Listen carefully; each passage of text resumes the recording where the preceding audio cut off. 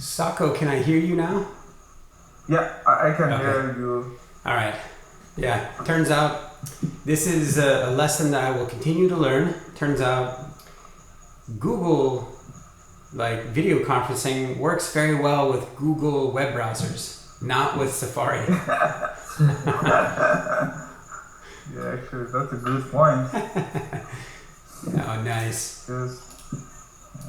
Right. I'm gonna post the link to the meeting minutes, which I think most of you have. Um, Just before we bring those up and share those, we're 5 after, so I apologize. That's my issue. That's my ongoing Safari issue. We've got at least one individual, and I think Prem might be coming back. If he was just on, I think he's gone. Yeah. But anyway, Anad is joining for the first time, so this is great. Anad. He will be a little bit bandwidth challenged, so hopefully he'll be able to see some video. His audio might be a bit choppy, but Anand, thanks for coming. Yeah. Thank you for coming. Yeah. Actually, yeah, but I just dropped it. Okay, so Anand, we'll try it again, but so anyway, so and then Prem is with us. Awesome, Prem, good to have you. Hi, Ben. And Prem, thank you so much for coming. If you have not met Sako, please do. Hey, Ben. Nice to meet you. I guess he's muted. Okay. Yeah, hopefully the audio is going through. Okay. All right, fair enough. Good deal. So, so let me share the link to the meeting minutes one more time. Make sure everybody's got those. I'm gonna go ahead and share those over the screen now. It's fantastic to have Prem with us and Anand. So two folks who are familiar with the project, have already contributed to the project some, but just hadn't been able to join the community meeting. So, so no problem. Looks like Prem has an audio issue going on, but Yeah. so this is great. This is just the way I like to have my conversations, one way. Okay. I will mute to make you happily. Yeah. Fair enough. So while Prem works on his audio issues, and Anand is bandwidth challenged, so I think he can hear us, but each time he speaks, I don't know that we can hear him. Let's go ahead and jump into today's community call. So looks like we've got Prem's on the list. Anand, if you're able, I don't know if you are in a place where you can edit the doc now. If you can, please go ahead and list yourself as joining today. That would be great. Pavan is, for those of you who don't know, most of you know Pavan. Actually, we've had 2 Pavans on the project. So one of our Pavan, oh no, I'm sorry. We've had a Pravan and a Pavan, sorry. So Are you referring to Pranav, not Pawan? If you're talking about the Austin, University of Austin student, his name is Yeah. Pranav Kumar. Yeah, sorry. Okay. Boy, my American heritage is just really showing through. Yeah, thank you. So I did confirm with Pratik that Pranav did receive his master's just a couple of weeks ago. He is off and done with the research project, so I don't expect that Pranav will be back. So yeah, Pranav, if you're watching this, thank you for your help so far. It's been good. So Pavan, he and I spoke earlier. So those that don't know Pavan, he's here in Austin. He works at AT&T. He and I spoke this morning. He's going to jump in and he sends his regrets. He's working on an elk project, a deployment. but he is going to be working on some project badges across the Meshery repos, so that's great. Santosh, I suspect might be joining today, maybe a bit later. So yeah, just we had a meeting with Santosh yesterday. I was basically helped him a bit to install Minikube, and he was asking for the compute all this stuff. That hopefully, if he had any issue, he would needed to ping me back. But otherwise, I assume he is fine. Like, can measure, and I told him also take the note if any strange things come up on his way. okay, so you guys met this last week, went through a Minikube deployment, got him familiar with running Meshery. Yesterday, yeah, yesterday we had on call yesterday evening. Nice, okay, and So then hopefully, yeah. And then He managed from the command line to go through it. Yeah. Okay, good deal. If he comes on today, there's a CSV export that people have asked for that might be a good one for him. Okay, very good. That's good to hear that you guys met. So, all right. So by the way, folks, when Prem's audio issue is overcome, he'll be able to introduce. But in the meantime, know that he's representing a couple of things. Both, I think, Lumina networks, as well as Network Service Mesh, that project. Shini are working toward the NSM adapter. So, okay. So, other general items before we kind of go around the room. Earlier today, I put in a request for some CNCF cluster time. So there's a link to that request here. The request is about running Meshery at scale. And performance benchmarking between Linkerd, Istio, mainly from the aspect of Edge, because Edge is quite sensitive to that of the compute resources. So we look at what are the bottlenecks. We are also working on trying to leverage a different model. When I say different model, how do we optimize on the data plane? Can in-memory communication be leveraged? Aspects like that. Spell the name of it. Let me try to share it in the Slack channel so that you would be able to refer to it. Yeah, give me a second. Okay.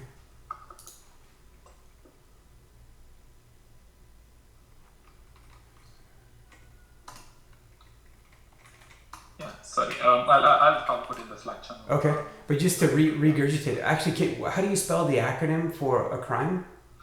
Akraino? Akraino. Let's go. Okay. Akraino. I've just put in the chat window. Oh, okay. Okay. And it's called as the LF Edge. It's under LF Edge. Let me also share you the link. Okay.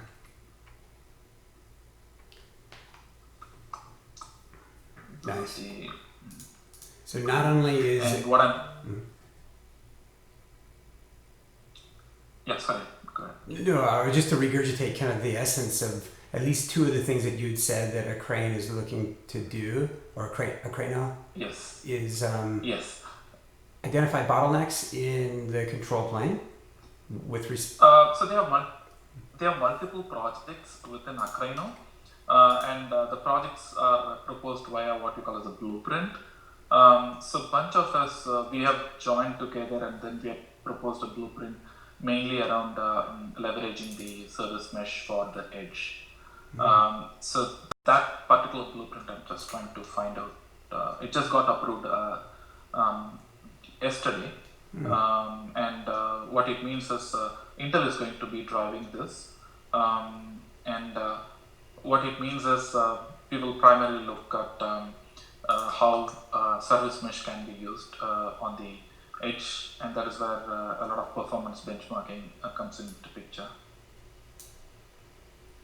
Interesting. Yeah. Yeah, very good. And so the members of the project today, okay, yeah. How long has the LF Edge been? So Acrano is one project of, I suspect, a couple within LF Edge? LF Edge was primarily it was primarily looked at as a replacement. I don't say replacement. It's basically like a reference architecture, right? What it does is it tries to define what is that LF Edge, including the hardware, the operating system, the Kubernetes stack, as well as the service mesh, and it's pretty much use case driven. A lot of activities around, for example, within the edge, you have edge clusters, aspects like that. So it touches upon, and you can think it as more of an integration project. Not only integration, but also tries to have new project. I mean, I just pound hashed one other blueprint, which is what I was referring to. You can probably check on the Slack channel. Okay, yeah. Let's see if I can get this app shared. So.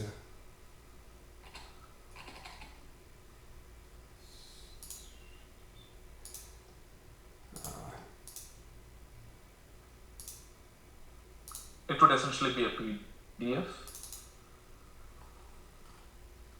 Yeah.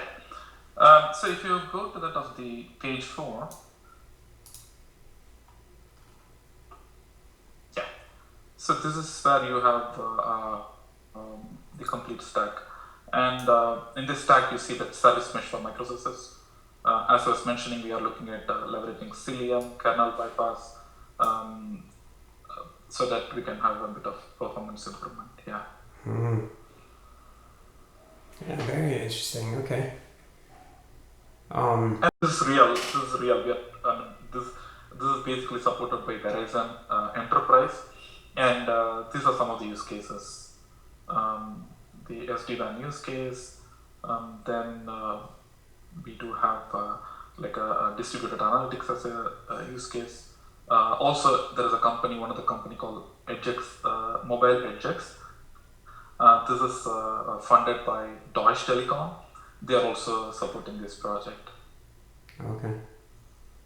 And then, I think maybe to help describe it some and better understand, like for Lumina networks, the how meaningful is this project, and how do you guys engage? Okay, so it's interesting. I wear two hats. One hat is essentially part of the Lumina network. Other hat is essentially my open source evangelism hat. Certain things which are quite strategic, which are quite early in the game, I basically work in the community and percolate it back to the product as and when things mature. Just a bit about Lumina Networks. This company was started mainly to work on or harden or become the Red Hat for Open Daylight. Red Hat is for Linux, Lumina is for Open Daylight.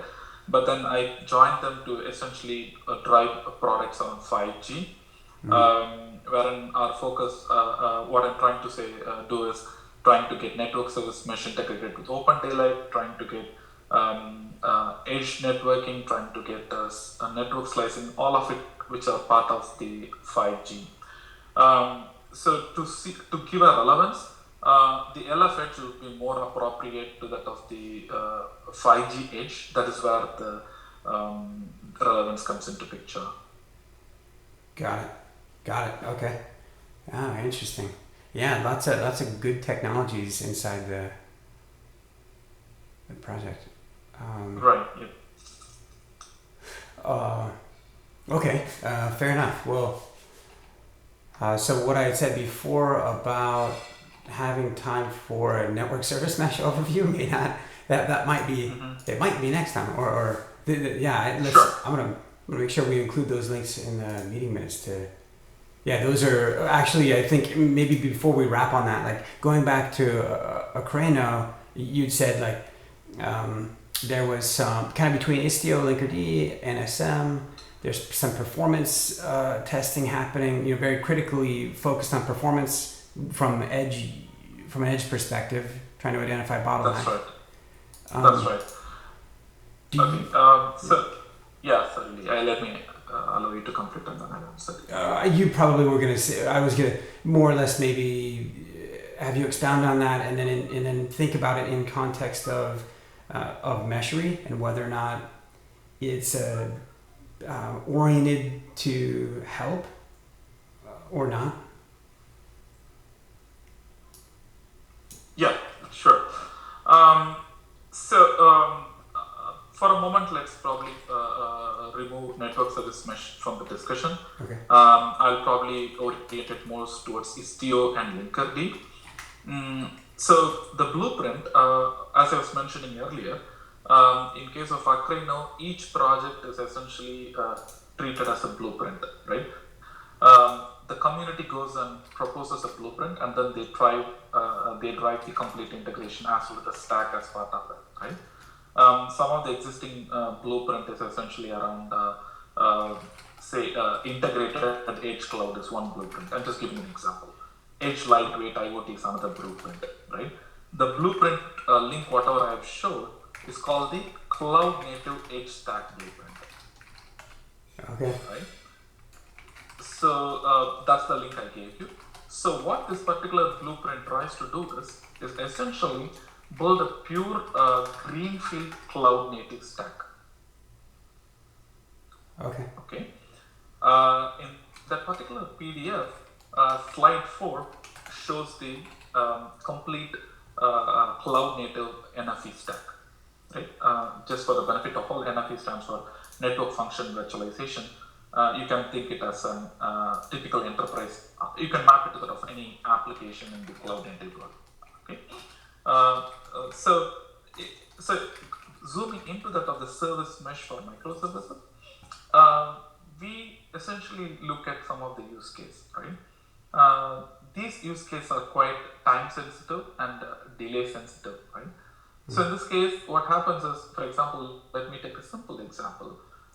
Say a VR 360-degree streaming, right, which is on the slide, should be on slide 7 or 8. If you scroll down further, And then VR 360, it would be the next one. So, yeah, right. So if you look at this particular scenario, you see that you do have edge 1, edge 2, edge 3, and then they essentially provide you applications which are necessary for VR 360-degree streaming, right?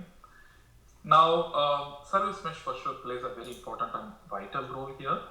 But service mesh, as we speak today, there are a lot of bottlenecks in terms of the performance, particularly the way, for example, if you compare Linkerd with that of Istio, Istio injects sidecar in each of the pod, right? Mm-hmm. Whereas Linkerd tries to have a sidecar for each of the node, and all of the pod gets connected to that of the sidecar, which is essentially the one that provides the service mesh capability, right? And so now, sorry to interrupt, but just to clarify, is it Linkerd version 1 that is being considered here?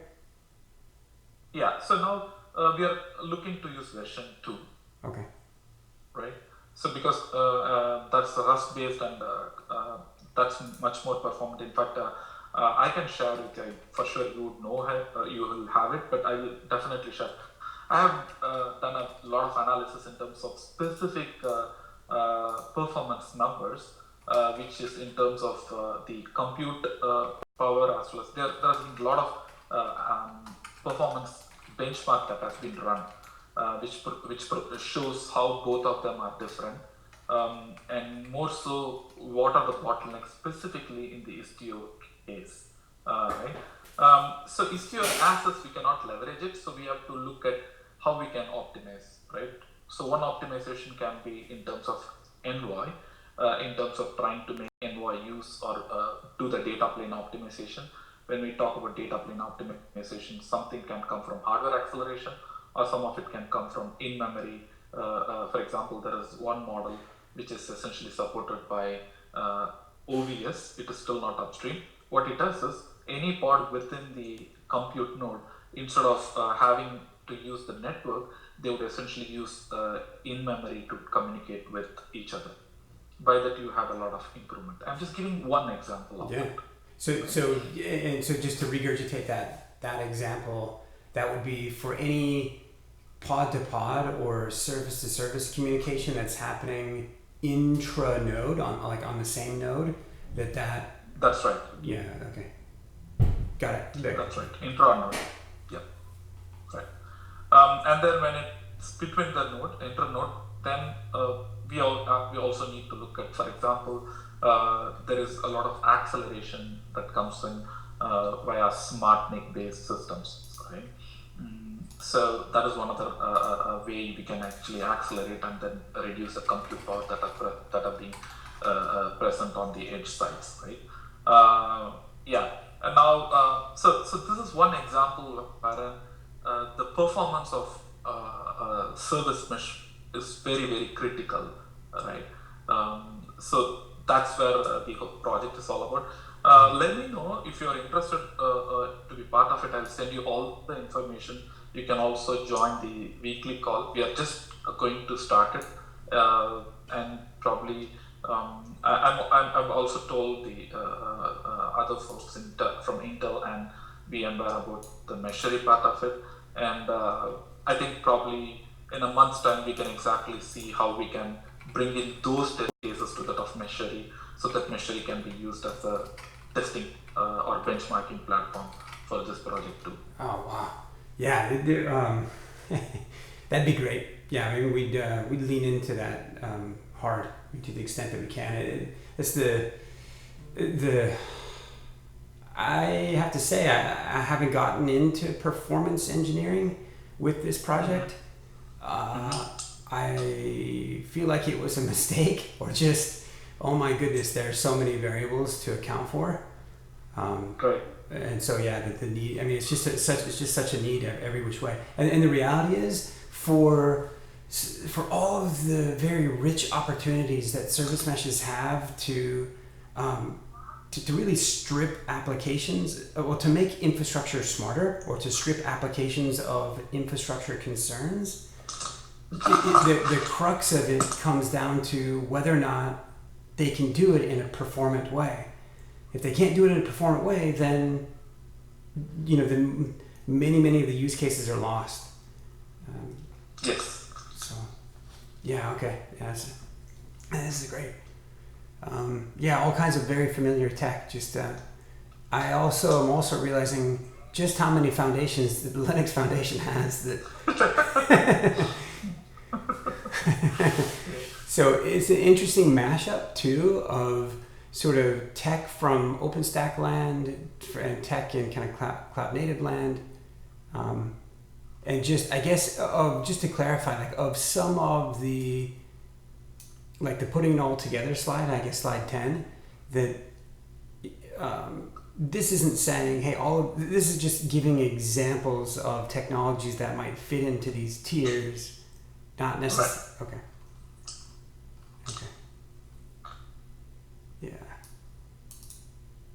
Yeah, very good. So now I'm curious, because just in hanging out with Ed a lot, he ends up speaking toward some similar, is Ed focused here as well?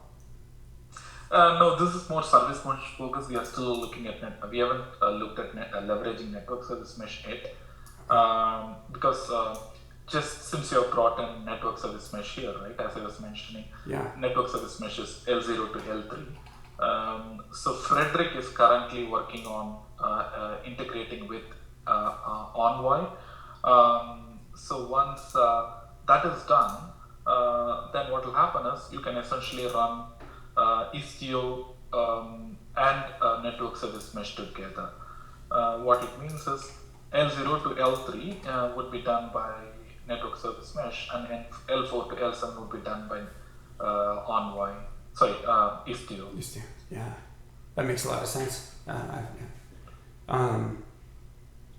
Okay, fair enough. So then, I guess of the time that we have left, there's maybe a couple of specific things. Maybe actually to turn our attention to Santosh for a minute. I think in part because Anand, we caught up a fair bit yesterday and today, but between Santosh and Sako. Maybe to chat with you guys a little bit. Santosh, I know you and Sako got to catch up yesterday. You guys talked about where you got Meshery running. I suspect you talked a little bit about maybe Meshery CTL, but Yes. Okay, I tagged you here, and I don't know if this is a point of interest. It's certainly one of those commonly requested capabilities of Meshery, and that is the ability to export to CSV test results. It is in React, right? In the front end. Could be. I suspect. I think that's an immediate, quick path to achieving it. Yes, and then, and then after that, it could be the case that they've run hundreds of tests, and even at that, I think it can still be done just front end. If those test results are retrieved, they're sitting there in the UI, they could be exported. It doesn't necessarily have to be backend. Yeah. So thing is, yesterday I spent some time with Sako and tried to understand in order to replicate the use case that we are talking about. Like I need to have a comparison of two Mesheries basically, which could generate a performance results and then export into my local machine, right? You would have just. I would need some results in order to export it to my local machine. Yep. After this. Actually, after this call, we could spend or this weekend or what have you. We could spend a couple of minutes and make sure that you've got a functional environment, so that you can produce. Yeah. I think I need that help. Maybe this weekend when you are free. Sure. That would be helpful. Yesterday, me and Sako touched base. It was really helpful, and I think we three of us together, spending some time could really be helpful. Yeah, definitely it was a pleasure. So Santosh, as we discussed, if you hit any other once you play issues, just give him one because you're getting started. It would be nice. Yeah. And then I know Girish, you've got some work to show to the community. Maybe just before that, Sako, do you want to give an update? Sure. Yeah. So thanks also, Santosh, we synced up, and then we also early week synced up with Girish. Thanks to him going through the architecture and talking about TCP, all this stuff that Girish was mentioning. And what I did, I was going through the kubectl code base, and just they have also their own community and stuff. Maybe if you want to heavily invest on this part to kind of unify the structure and the way it's written to Meshery CTL. Yeah, or just Yeah, go ahead, please. I was just gonna say, or just to cherry pick what to take away what's been learned in kubectl, so that Meshery CTL is feels similar. People don't have a big learning curve, and definitely the config part, what we discussed last meeting, I brought up and run as separately. So idea is now I will go through and refactor and do, instead of the kube config, it's gonna point to Meshery. Meshery config.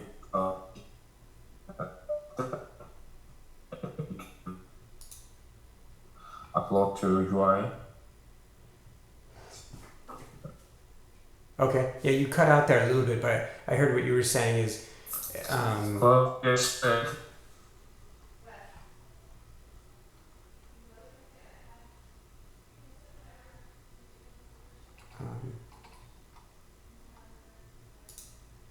And then can everyone else hear, or can anyone else hear Sako? Can you hear? No. Okay. Can you guys hear? Are good? Yep, there we go. But so part of what you were saying is that for those of you who have run Meshery before, part of the initial setup, Meshery will ask for your kube config, because Meshery doesn't, today it doesn't deploy Kubernetes. It just expects you to point it to a Kubernetes so that it will facilitate deploying different service meshes. And so it asks for a kube config, but as you're working toward a more intelligent CLI, you're saying, hey, that it may be the case that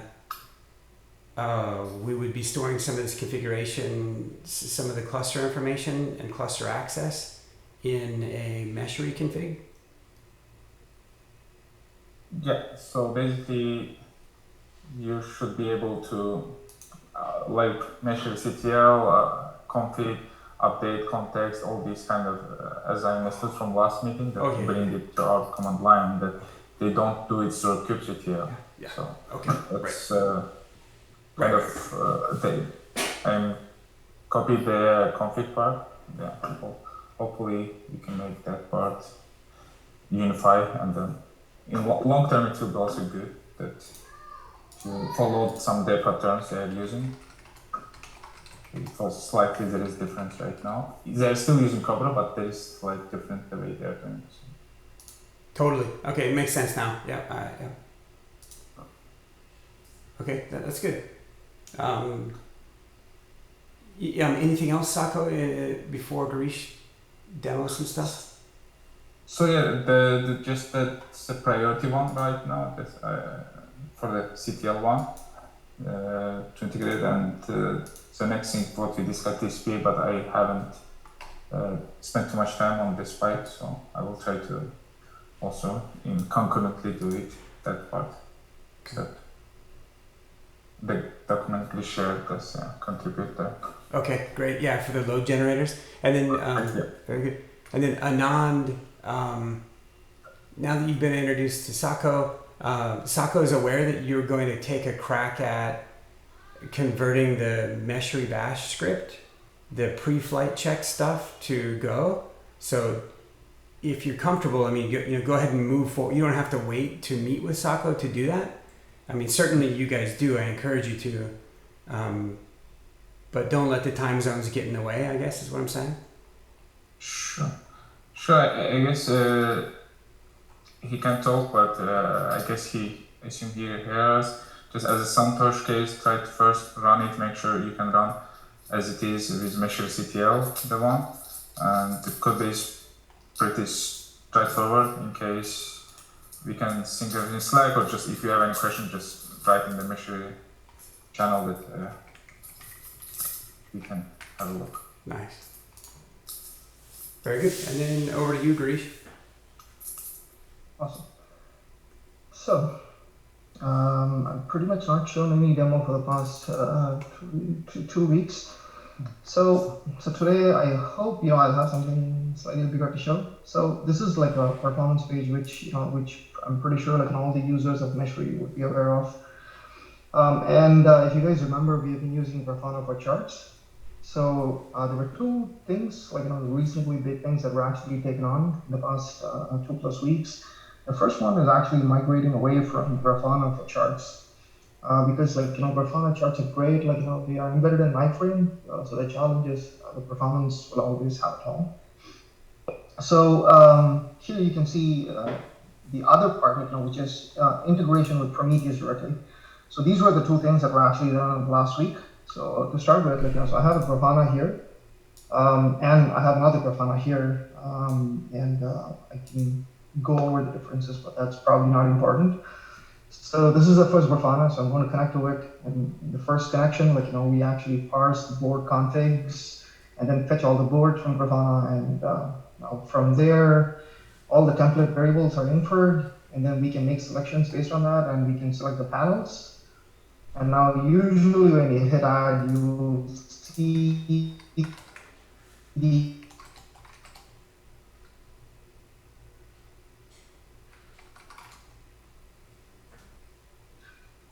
each one is loaded an iframe, every one of them is going to be loading all the entire page on its own, so performance-wise, technical scrappy. But this one here, I've completely moved it off to chart.js, so you can see right when I loaded the charts, now they all loaded, and the page itself is way fast. Getting all the things to work with chart.js, and I'm trying my best to mimic the experience with Grafana as close as I can. So getting the time series, it took some time because there were a lot of parameters in the Grafana panel configurations, which I tried to kind of absorb as much as I could. I tried to take care of all the situations. So here you can see all the time series charts. They're all Grafana. So I mean, they're all Grafana data, but they're all charted out with chart.js. So if I actually hover over them, you will see, the experience.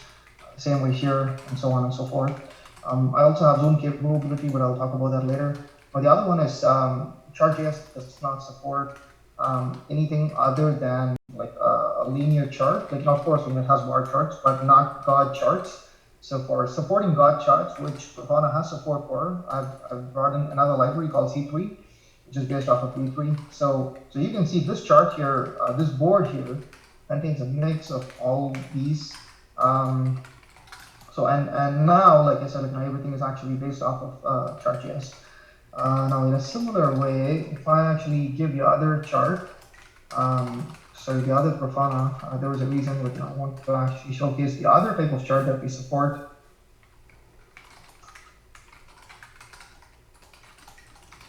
Just a second. I think it's the mesh dashboard. Now you will see a new chart type of chart, it's called the Sparkline charts. So again, this one is kind of an optimized version of the chart.js time series data. So Grafana has support for this. I've tried to also kind of bring in support for that. At the bottom, you can see the old time series chart. So that's with Grafana. So this is something which which everybody is familiar with. So I'm just going to go back here and very quickly. I know we are pretty much at the top of the hour, so very quickly, show one more capability. This one is a pretty long one, so I'm just going to actually configure one board with all the charts. And I'll try to also kind of connect the dots and do one more thing. So this is the first one I showed. I'm going to go to Prometheus now, but this is a new section we are supporting. Of course, the UI is still needs some work. And here is a Prometheus endpoint. I'm going to be giving that to Meshery. Once you connect it to Meshery, of course, Prometheus does not have charts. It only has data. So in order to kind of assist with quickly creating charts, what Meshery supports is actually that you can actually take any YAML or any JSON Grafana config. I mean, Grafana has been doing a great job with creating configurations. So what I'm doing is I'm kind of piggybacking on the existing infrastructure I had for Grafana, and I'm kind of supporting the capability to kind of define a board with all the charts. So this configuration is pretty long. It contains a whole lot of charts.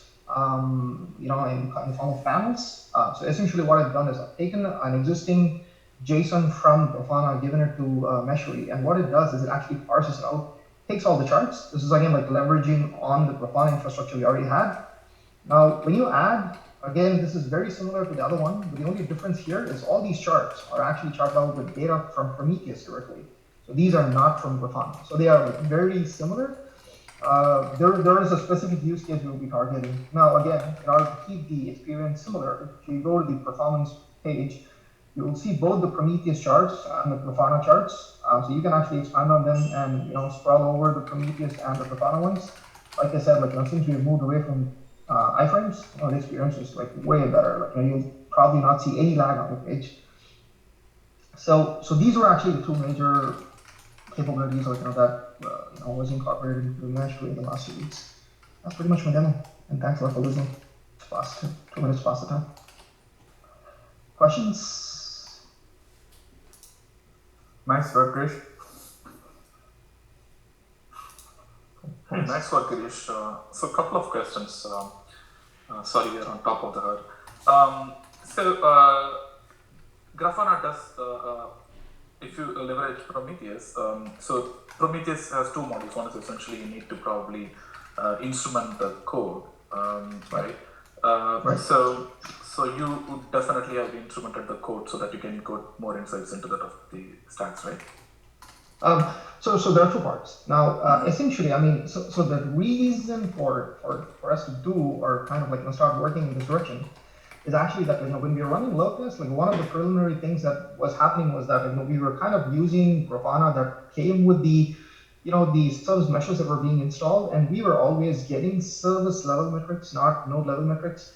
So in order to kind of enable that, like the way we were working around that was actually to kind of deploy a Prometheus operator on Kubernetes and kind of leverage that. But earlier, the people who are helping with the testing, they had to go to Prometheus and kind of view things. So now, what we're trying to do is we're trying to give kind of static dashboards so that when they come here, we already have the boards. All we need is you connect to Prometheus, and we will have some predefined boards, and we also give you the capability to kind of create your own boards and also kind of chart it out here. So as such, you'll have a single pane of glass where when you're running load test, you'll be able to see the whole thing here.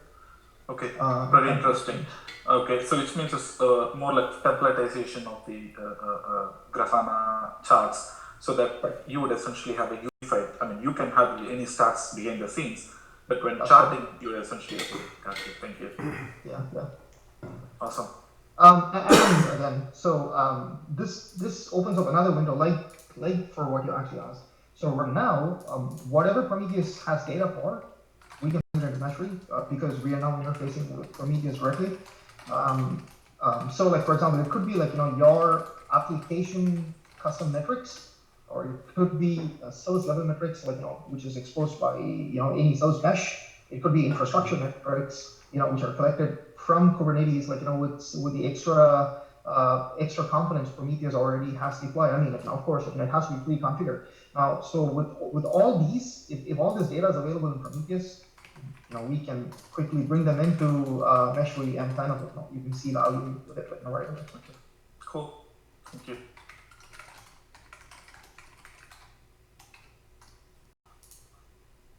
Nice, awesome. So Santosh, tomorrow I'm a morning person. Tomorrow morning would work well, but we can, if we don't figure it out on the call, we can figure it out in Slack. So, is there just trying to be? I know we started 5 minutes late, so and trying to be respectful of everyone's time. Any other burning items that we should chat before we wrap the call? Well, one thing I try to create Meshery for everything, like every to-do item here. Of course, they're missing some information. So if you want to get more details about it, feel free to ping me. I'll get back to them as quickly as I can to add more information. But if you want to prioritize something, anybody on the call, please feel free to ping me, and I'll try my best to provide as much information I can. And that way, kind of enable you guys to kind of move forward on something of interest. So Krish, just these latest changes you showed up, it's already pushed, the containers, the latest one? Or? No. These are still, so I still have this, on the local, it's not yet merged into master. I have to run a few more tests and clean up the UI a bit. And once that's done, then I'll be able to push it and create an image and push it, kind of do all that. Okay, sounds good. And then, so last item for me, and that's just to say, Prem, thanks for coming today. The overview of Akraino was insightful. Also the potential, just the new use cases are helpful to the project, and the potential adoption or use of the project in other communities that we clearly didn't know about, and then also wouldn't be spending any time in. Thanks for your championship there. That's great. Sure, that's a pleasure. Yep. Very good. Gentlemen, I'll catch a couple of you this weekend. weekend. All right. Take care. See you guys. Bye-bye. Yeah. Thank Yeah. you. Thank you, guys. Yeah. Bye. Bye.